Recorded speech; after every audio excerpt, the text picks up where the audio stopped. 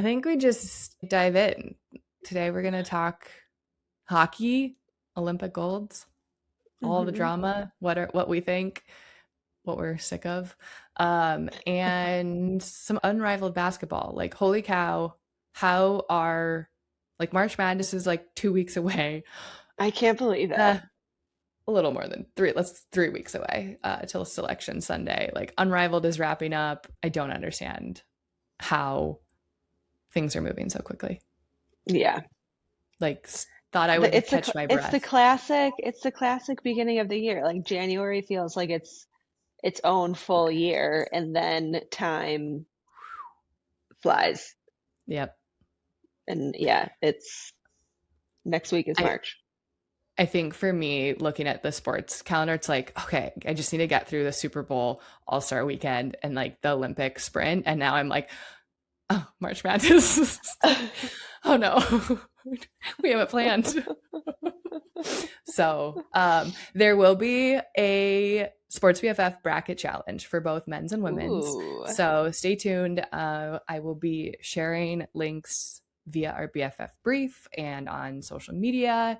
It'll be fun.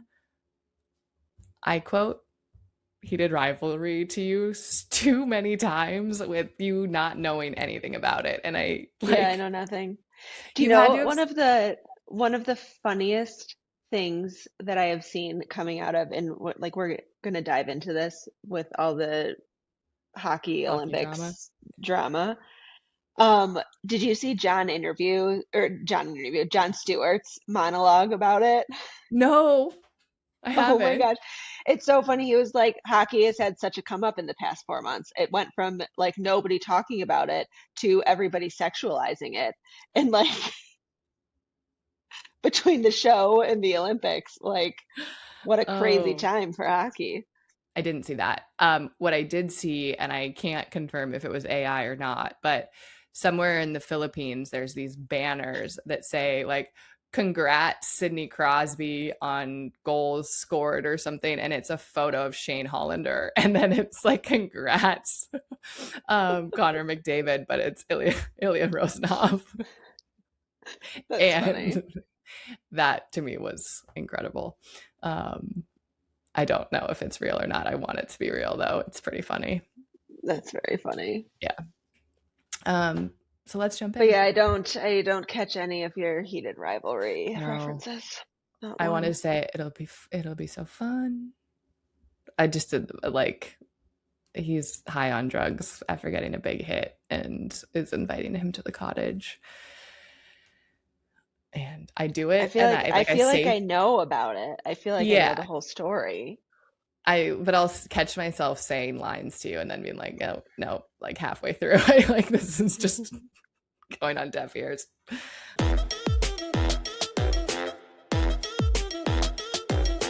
If you're new here, I'm Heather. I've been a sports fan my entire life. I've played them, worked in them, and just generally obsessed with them.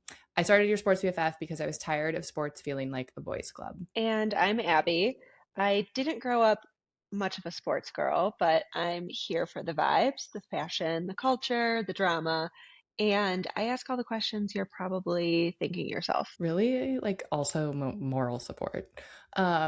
We've been best friends for 10 years, and we very much see sports through different lenses, and this show lives kind of somewhere between the two. We break down what's happening on the field and everything around it, so you are always in the know. Welcome to She's the Fan. If you enjoy this episode, do us a favor and subscribe or follow wherever you're listening. And if you want more sports content, make sure you're following at your Sports BFF on Instagram and TikTok. And you can also sign up for our BFF brief, our daily text message that keeps you in the know on all things sport. The link is at the top of the show notes. Here we go. I do have one little headline. We'll talk Unrivaled in a bit, but there's CBA updates, and if we don't talk about CBA updates, like, what are we even doing? Yeah, is there an episode? So the latest is the league set a deadline of March 10th for the CBA deal to be done. Otherwise, the season is in jeopardy. Pretty much, I want to get these dates correct. Pretty much We still need to do the expansion draft for Toronto and Portland. The college draft is set to be on April 13th. And then a reminder, over 80% of the league is in free agency because no one wanted to sign a deal past the end of the CBA negotiation. So we still got like an entire league to re-sign. So all of that needs to happen before the April 19th training camp start. Jeez. And May 8th tip off. Based on where they were at that I saw less, it's getting a little dicey. So TBD. Hopefully a deadline will make conversations move a lot quicker, but every single time there's a deadline. What's this deadline? How's this one going to be different than the other ones? Well, if they don't make this, it's going to push the start of the season back. Like it's going to actually mess up the entire season, supposedly. I don't know. At this point, I'll believe it when I see it. I'm skeptical. I will believe that we're going to get a season when that thing actually comes through. I think more than ever a strike is like, if that's the deadline and they're not, the WNBA players are not happy, like they're not going to sign something. I think that's pretty clear. So right. I know, but we're very much getting close, and we want a WNBA season. All-Star Weekend is in Chicago, and selfishly, I want to make sure that happens. If you live in Chicago, we're going to be doing some Sports BFF events. If there is an All-Star Weekend, so we really want, I mean, everyone wants this deal to come through, and we want the players to get paid. The other big news around players getting paid, the revenue share from the old CBA kicked in for the 2025 season, and it was the first time that that's ever happened. They're getting $8 million to split for the 2025 season, and then there's also $9.25 million that is getting distributed back into players' pockets for licensing deals that essentially goes back to 2020. So like jerseys, things like that. And so, yeah, like a lot of players are about to get a nice little paycheck. I think the licensing deal stuff, it's like up to $50K per player, which that doesn't sound like a lot in the scheme of like professional athletes and like NBA dollars and whatnot, but like that's a big deal for these gals. So yeah, like they're not getting paid the normal professional athlete amount. So this is significant. Yeah, exactly. So all the more power to them, and like just like a nice little proof point that they are moving the needle. Like it's very much the progress that they've made. So love to see it. But those are my headlines. Very good. We have our first Sports Ick.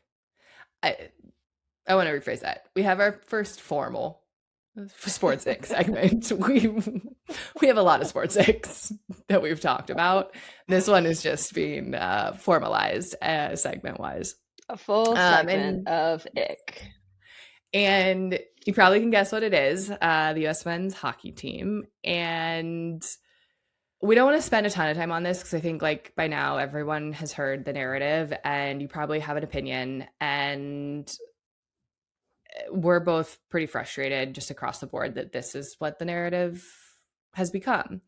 I think more than anyone, or like just as much as anyone, like I love hockey. I love watching them. I was up at 6 a.m. ready to go, like so excited for this men's hockey team. I would watch the women's. I've been telling people to watch Miracle on Ice for weeks. Like I love hockey and I want to celebrate both of these gold medals.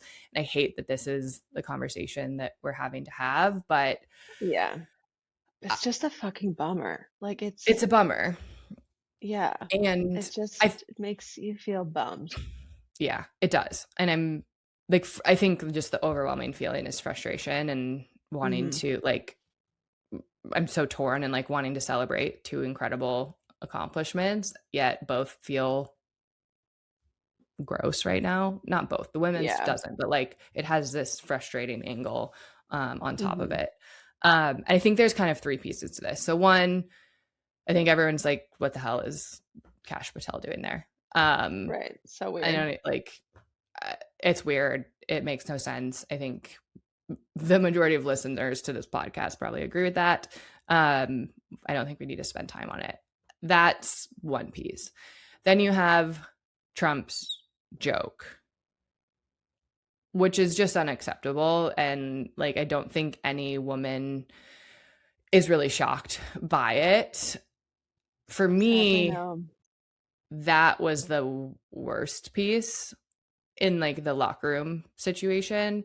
Like that joke shouldn't happen. The women team should have gotten a phone call and an invite for winning a gold if that's the like right away, waiting until the men win and making that joke that I'm going to get impeached if I don't invite them is on him, and it should be on him, and people need to recognize that he sucks.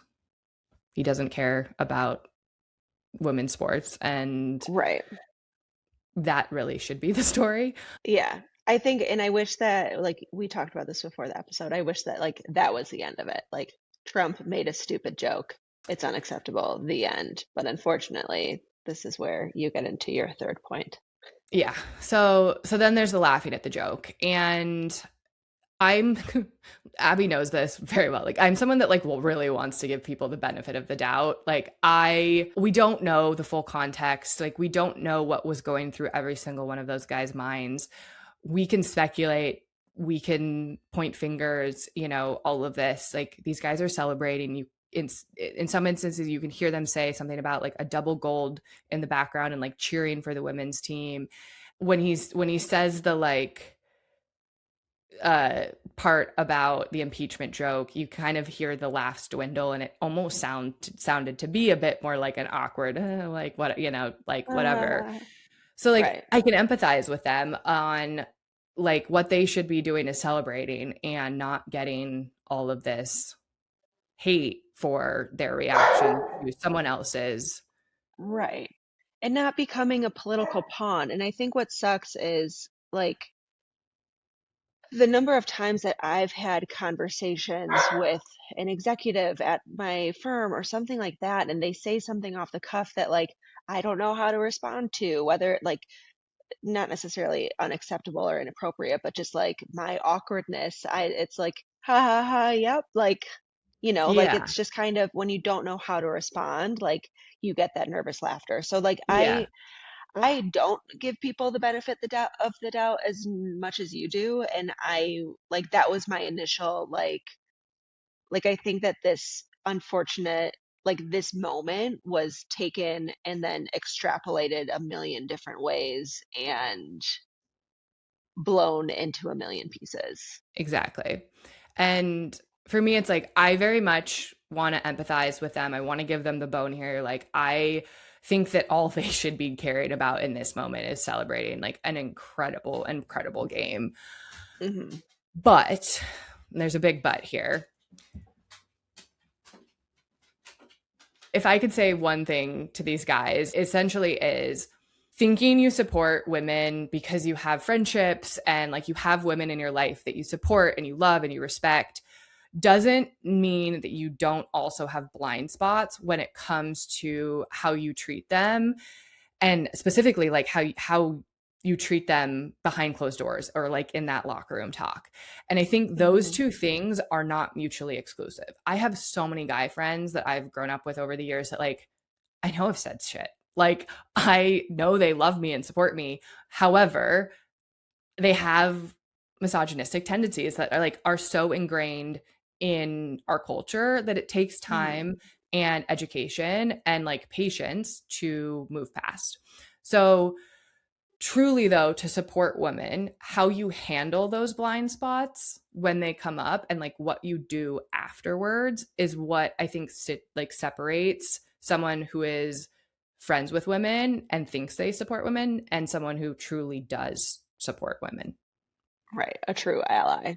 Exactly. And like, we're still learning. We're all humans. We're going through life for the first time. Like, the reality is like a lot of these behaviors are so deeply ingrained in our culture that unlearning them is going to take time. And that's okay. You just need to be doing the work. And I think where the miss was here was this happened. The people that it affected spoke up. the people that were responsible need to listen, recognize it, and change. And like, that's where the accountability comes in. And that's what the missing piece here was. I think that's really important. Like, regardless what your intention was, even if you didn't mean for it to land the way it did, which I think is what the men have been trying to say, is like, we're friends with women. We didn't, like, this shouldn't be taken this way. It didn't matter. We support the women's team. We're glad they won too. Like, yeah. The reality is that that hurt a lot of women's feelings. And that is our reality, especially for like marginalized communities like women. Like, we navigate this every day. Like, you have no right. You can't tell us what our own experience is and what it's like to deal with these situations. You don't have that lived reality. So you just have to listen in this situation and understand. Like, what I would have done is like, wow, I totally get why you're frustrated. That was never our intent. I had no idea this would make you feel this way, but I understand how it did, and like, noted, we'll do better next time. My bad. Like, that, so easy. Have a PR guy. Like, where's their PR people or the team? I'm so confused by this. And that just, like, I think is where everything fell apart. And then the backlash, like, really came out. Nothing was happening. And of course, instead of, sitting with that, listening, trying to change, they are going to party in Miami. They're going to the White House to celebrate with an administration that is truly the ones responsible for this entire mishap and are actively, working against women's rights. So that's where then it spirals from a little small thing that we can all learn from to taking accountability and like actually truly supporting women. Yeah, I think it's like we said, it's just a bummer. Like, it's such an unfortunate thing. I think all of us want to be so proud of the men's team, and this is just such a unfortunate like cloud over the win. Yeah. The last thing I think I'll say is, like, unfortunately, it's 2025. Being a star athlete means politics are going to come your way. And whether you like it or not, like, eyeballs are on you. Everything you do on and off the ice is seen, and it means something. Yeah. So that's it. That's our ick. And that's the last of the ick. That is one heck of an ick. So, coming out of this whole dramatic situation, Flavor Flav, the hero that we didn't know that we needed. So while the men's team is doing this whole DC thing, the best and most genuine celebration of the women's team is coming from Flavor Flav. I know. And like, not just like a meme, not just like a go team, congratulations. Like, he has quietly turned himself into this like one-man booster club for underfunded teams and US women and like women athletes. But this hockey team, like, the hockey thing is just the latest chapter in his sports endeavors. So he jumped in and basically says, if they won't celebrate you right, I will. He posted on Instagram inviting the entire women's team to Vegas for a real celebration. Nice dinners, shows, good times. Good times. And then people just, like, brands start jumping on. So like, Alaska Airlines has confirmed that they're going to help the women get there. Like, we have hotels and resorts, they're going to help with lodging. Visit Vegas and StubHub, The Sphere, a bunch of others, they're helping with the entertainment.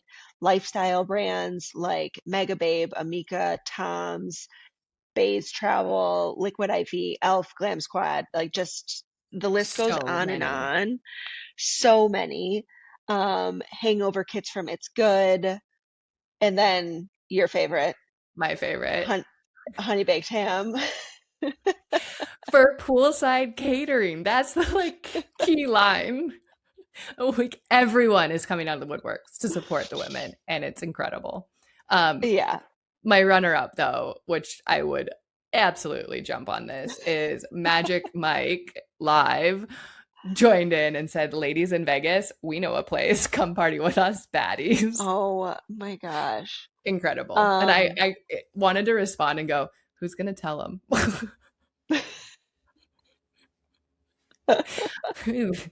Maybe not your target audience. Who's going to tell them? There's a mix. Let's be real. But yeah. So yeah, he like Flavor Flav is treating the U.S. women's hockey team like the headliners that they really are.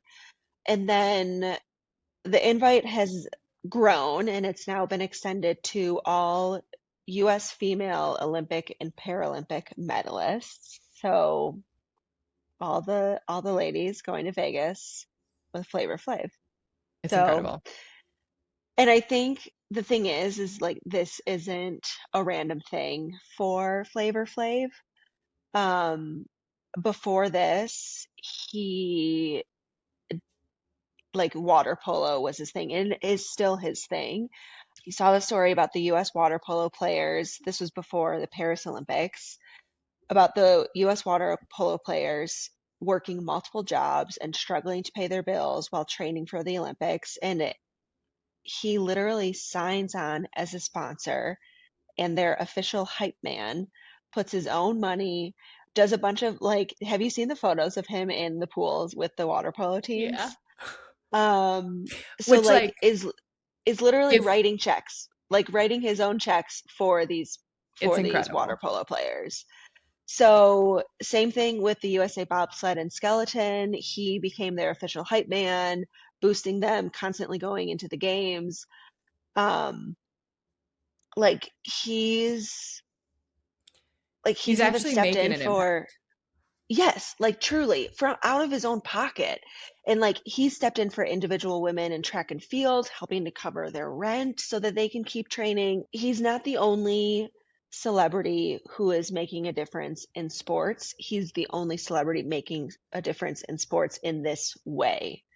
And I think that it's really cool and it's really unique. And he signed a 5-year sponsorship deal for the US men's and women's water polo teams. So like that's that's a big Yeah. thing. It's not just like I'm here for now and then you're on your own. Like he's in it. Yeah, it's not like, oh, let me just get you to the Olympics. It's actually like, I want to support you through this journey. I also think what's Yeah. neat, you get like the press like that just elevates the sport so much more. Like it Hmm. brings eyeballs, it brings other people in for awareness. Celebrities sharing stuff on, their story is great. Like it can help with that too. But really doing something like this that's like, you know, off the book, like, out of the box. I mean, I knew what you meant. I thought it, yeah. but I wasn't gonna call you out on that one. I like my brain just like doesn't work. But like doing stuff like this, it causes a lot of like PR and it gets other people involved. It gets more money. It just like immensely elevates the sport and these athletes in all the right ways. And so not only is it like he a pocketbook, but he is like it just spirals. It's a big like huge snowball effect and it's Right. amazing. Well, and I think especially conversely to how the men's team has been treated, like Flavor Flav, he's not treating them as props. He's not making their worth contingent on their gratitude. They're not a pawn for him. Like this is just out of like the good of his heart, Yeah. There's no benefit Like for him in yeah, he's this. just Although like like you're champions, you deserve to be treated like it, and we're gonna have a party about it. good time. Come to Vegas. Well, and I think it's going to be like a whole weekend event. There's going to be a concert. There's going to be a parade. When teams win, there's parades in the cities. We don't do that for Olympians normally. And I Yeah, think Vegas is on board. Like we're the party central city of the world. Like let's celebrate. Let's do something right. big. Why I not? think Yeah, I think that this is like truly going to be a huge, huge thing, yeah. which is So I way think, cooler than going and standing in the State of the Union address and waving at a bunch of like oh God, weird, nerdy lawmakers. I know. Stuffy white men in suits and pants that Yeah. are too short. Yeah, so I think it's exciting to see. He's like bringing real joy to women's sports and like so-called minor sports like water polo and things like that, and has a real track record of doing cool things. So we are rooting for Flavor Flav, the We're just, unknown hero of the Olympics. who would have thought that Who the would have man with the thought? clock around his neck would be where he is today? I know, I know. I love it. I Yeah. love it. I'm excited. I can't wait to see how it all comes together. I have no idea. I don't think there's been a date set yet. Yeah, I didn't see anything. Probably post season is what I'm expecting, because the PWHL picks up Thursday, so tomorrow night, 7 p.m. Hmm. Eastern, Montreal Victoire and the New York Sirens. There's pretty much like games through the end of April. So if you want to watch women's hockey, that is how. Go to pwhl.com and you can check out the full schedule and streaming and all that stuff. The other end of this is many of the US women's hockey players are in college and they pretty much go straight to playoffs. So, like March Madness, there is a March Crazy. Madness NCAA bracket for hockey, and that kicks off very quickly. It's before basketball. So, they go straight from Olympics into playoff NCAA hockey. So, those, my guess is it'll be May, which is great. I'm free in May. We're going to Vegas. We're going to Vegas. I mean, really though, let's go to Vegas. Okay, lastly for today, we have our Unrivaled breakdown. Playoffs are here. By the time we talk next week, we will have a fully new Unrivaled champion. It happens quick, like it'll start and finish within the next week. And figured we should talk about it because it might be the last time we see some women's basketball for a minute. So, Unrivaled Playoffs, it's a 6-team playoff field out of 8. So, the field is set. All 6 teams that are going to make it are in. There is one more day of regular season games Friday that will help shake out some of the seeding of those 6 teams and kind of dictate the matchups, but we'll talk about that as we kind of go through each of the teams. It is a single elimination tournament, so it's pretty much one game, move on. It goes quick, it's fun, it's fast. If you have not been watching Unrivaled basketball, this is like, I mean, playoffs are always the best time to tune in, but it's fun. But yeah, And now's the time to watch. now's the time to watch. It's 3-on-3 basketball, but it's still full court. It's their second season. A little quick refresher here if you need it.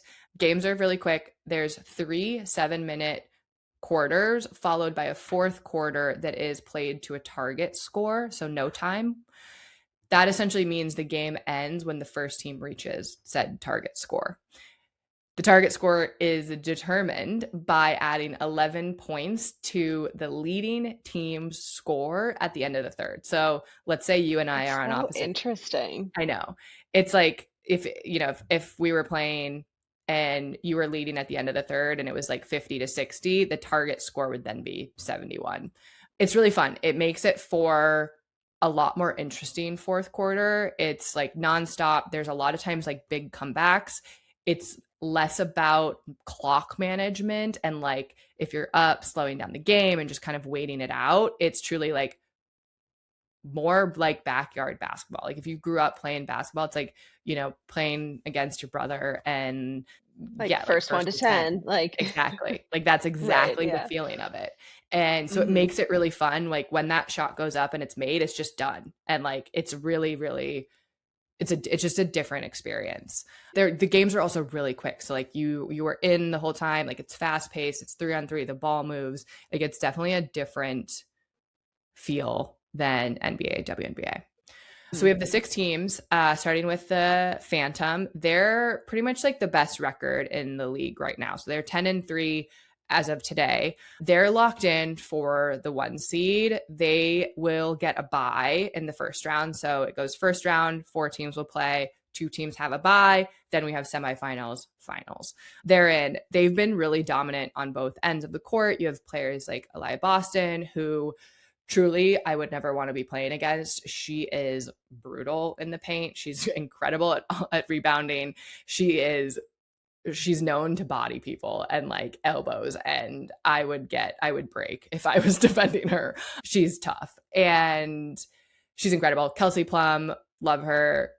Great mid-range jumper, like hits threes, takes shots. She's great at scoring and creating space. Natasha Cloud might be my favorite player. She's just so cool. Like so cool, let alone a great player. I just think she's really cool. So that's your number 1 seed. Then you have the Mist, who are 9-4. They're tied right now with the Laces, who are also 9-4. The Mist are a little bit ahead in the point differential, so they'll likely get the number 2 seed, but they need to win tomorrow's game against the Vinyl to essentially like lock it in. They're led by Brianna Stewart, Arike Ogunbowale, Alicia Gray. Definitely have potential to make a push. They can put up a lot of points. Single elimination really like could be anyone's game. Laces, they're the likely 3 seed. They need to win their matchup on Friday against the Breeze, but then if the Mist lose, it'll flop essentially. So that's kind of where some of the seeding could shift. Obviously, a higher seed, you play a worse team, so you want to be higher up. Alyssa Thomas, Jackie Young, Brittany Sykes, full court, like they're just a good, really all-around team. All of these teams are great. Like it's the best of the best from the WNBA and could go any way. Then you have the Breeze and the Rose. They're also tied 6-7 records. So you have the 4 and the 5 seed kind of up for grabs. Similar situation. Breeze need to win to secure that 4 seed. Rose need to win and have the Breeze lose to flip it. Breeze is fun. It's Paige Buckers, Cameron Brink, Rikia Jackson. They're young. They've been a bit up and down streaky, but when they're good, they're really good. Fun to watch. So again, like they could be a little sneaker that comes in and upsets some teams. The Rose are last year's defending champs. Chelsea Gray is the one-on-one winner this year. So the Unrivaled does like a one-on-one tournament, which honestly the men should pick up. It's so fun. So Chelsea Gray is like incredible. She's one of the best point guards ever. They also picked up Angel Reese mid-season, who is Angel Reese. Interesting. So yeah, they had a slower start. And I think, again, like this team knows how to win. So I would not count them out. And lastly, you have Vinyl. They clinched the 6th seed by winning their last game. They play the Mist tomorrow. Even if they lose, they're still in. They pretty much have nothing to lose. Like they're the 6th seed. It's Ray Burrell, Brittany Griner, Rin Howard. Truly kind of one of those like could just go in trying to wreak havoc and win it all. So 6 teams. The final regular season games Friday, first round Saturday at 8:30 p.m. Eastern. There's 2 games. Then the semifinals will be Monday, Barclays Center in Brooklyn, not the normal Miami. So that's a fun, like packed house, a lot of energy. This will be the 2 top seeds first game. And then they go back to Miami for the championship on Wednesday. So while we record the next week episode, they'll be playing $600K prize pool. That's nice. I know. So a lot on the line for these gals. You can watch on TNT, True TV, and HBO. It is so easy to watch these games to tune in. So primetime, easy access. Go watch. Support women's sports.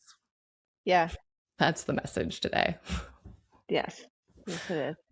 I was going to ask you who you're picking. It's so hard. I mean, I don't know. I know. Based on vibes of what I said. Based on vibes, I'm going to go the Breeze. Okay.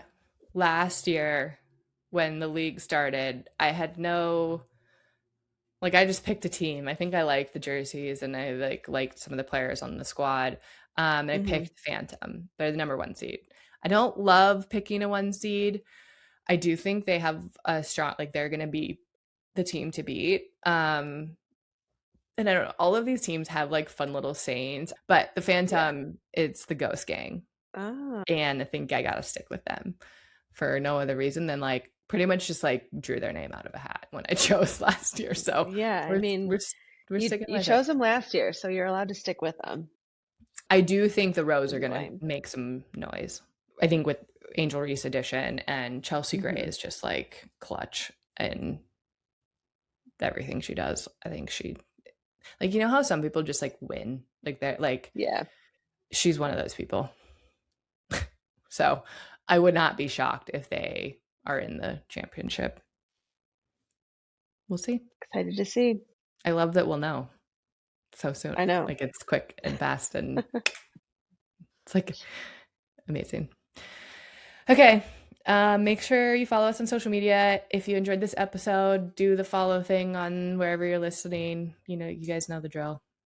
And share this with a friend. We could use your help. Share this with a friend. Yeah. Be our promoters. Be our promoters. All right. See you next time.